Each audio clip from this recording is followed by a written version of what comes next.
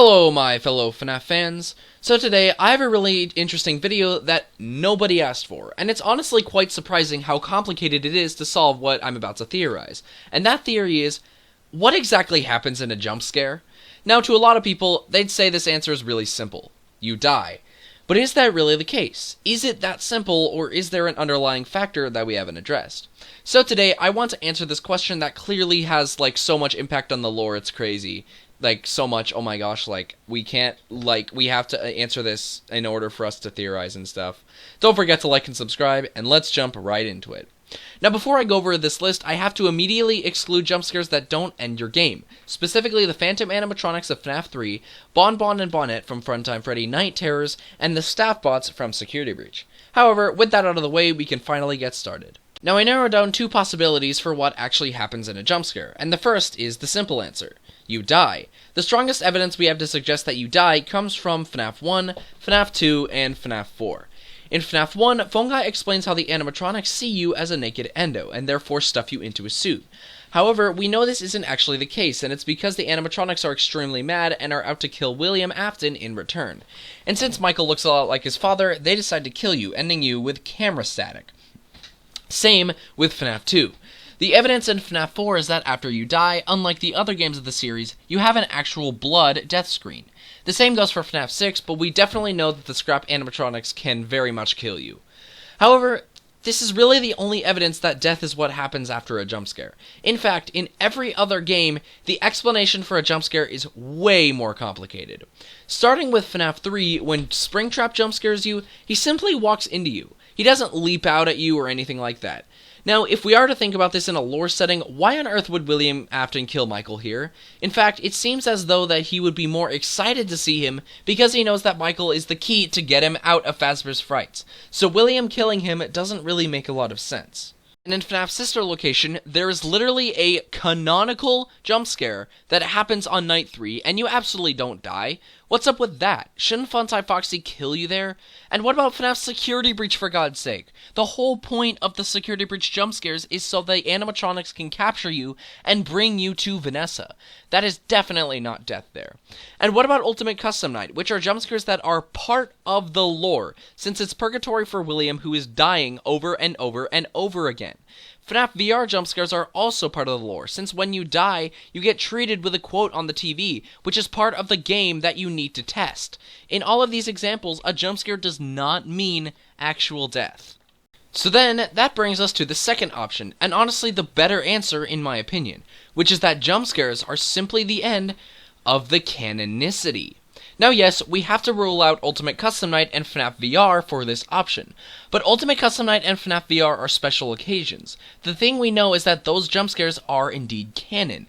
In Ultimate Custom Night, your death results in a lore-based voice line from one of the animatronics. Even monkeys fall from trees. And in FNAF VR, you get a quote from the TV implying that these things must happen in order for you to get the lore for these games. These are the exceptions that we most certainly can rule out though, since neither of them really affect the canonicity for their jump scares, unlike other games. So let's run through every single FNAF game and see how it lines up with this theory about a jump scare ending a canonicity. In FNAF 1, getting jump scared by anyone, including Golden Freddy, will result in the death of Michael Afton, due to their angry souls and ability to malfunction. The reason why is because they think you're William, and if you die, the whole series until FNAF 6 cannot happen. However, if you are not happy that the animatronics kill you in FNAF 1 and 2, then we can all assume that the animatronics will do massive damage. We see that they already can in the Bite of 87 and Bite of 83. Therefore, a jump scare would hurt you beyond compare. If this does happen, then the building that Michael is taking part of Night Guard in will be closed down before it does in the timeline, therefore meaning that the Bite of 87 cannot happen. This is more severe in FNAF 2, since if Michael does get injured by the animatronics and Fazbear Entertainment has to shut down the new Freddy Fazbear's before the Bite of 87, then in FNAF 1, Fungi will mention the Bite of 87, wouldn't mention the Bite of 87 because it never happened. In FNAF 3, if Springtrap jumpscares you, then it means William has captured you. Now, it's questionable what he actually does if he captures you, but if he does, it means that Michael can't set the building on fire, and therefore the FNAF Sister Location 1020 scene doesn't happen. In FNAF 4, there are two possibilities. Number one is that it's actually a nightmare, and jumpscaring would wake you up, therefore ending the night, and number two is if they're real animatronics that are coming to your house to torment you. Now, because I believe that the FNAF 4 animatronics are Sister Location animatronics with illusion discs, I'll make a theory about that on another day. If you do get jumpscared, you very likely would die, since the FNAF 4 game over screen is actual blood, unlike most other games in the series. In FNAF Sister Location, we already see that a jumpscare from Funtime Foxy would not kill you, and the only reason a jumpscare is part of the series is so Baby can capture you and take you. However, if you get jumpscared from any other animatronic in the game, it will result in either a plotline that isn't canon to the series, or you would simply die. Now, I know if I don't point it out, there will be someone screaming about it in the comments. If a jumpscare in Sister Location doesn't kill you, then how can a FNAF 4 jumpscare kill you if they're just Funtime animatronics using illusion discs? Well, I never said that the jumpscare in Funtime Foxy Night 3 of Sister Location didn't injure you, I said it didn't kill you. Therefore, we can most certainly assume that if measly animatronics from FNAF 1 and FNAF 2 can injure you, then the Sister Location animatronics can do even more damage. I also didn't say that there was no animatronic that didn't kill you in the series, I just said that it isn't what it means across the board. So yes, the animatronics in Sister Location can definitely put you in the hospital, and unlike Sister Location where Baby can find you and take you anywhere she wants, in FNAF 4, nobody is home to help you, therefore leaving you to die. In FNAF 6, it's almost ludicrous to assume that the animatronics don't kill you. If Scrap Baby captures you, she claws your body parts in millions of pieces. If Molten Freddy captures you, he wraps all of his metallic parts around you and destroys you. If Scraptrap captures you, we know he's going to stab you with a knife. And unlike FNAF 3 where it's questionable if Springtrap kills you, in FNAF 3 there would be absolutely no reason for him not to. You just tried to kill him in Fazbear's Frights by burning the place down, for God's sake.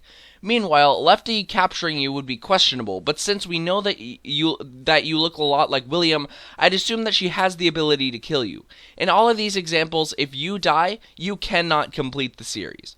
In FNAF AR, if you get jumpscared by an animatronic, because all of these animatronics are under the possession of William, you would most certainly die to them, since you are a measly human without the access of Remnant. Unlike Michael, these animatronics could very likely rip you to shreds.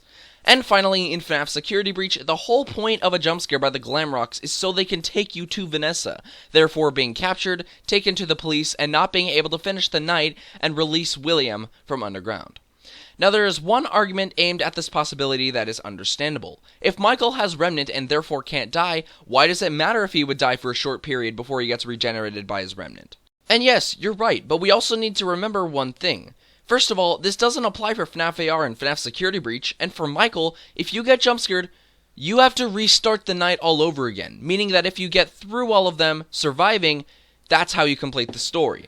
Meaning that even if Michael could regenerate during the night, because you have to restart, it simply means that Michael regenerating after an animatronic isn't canon. Period.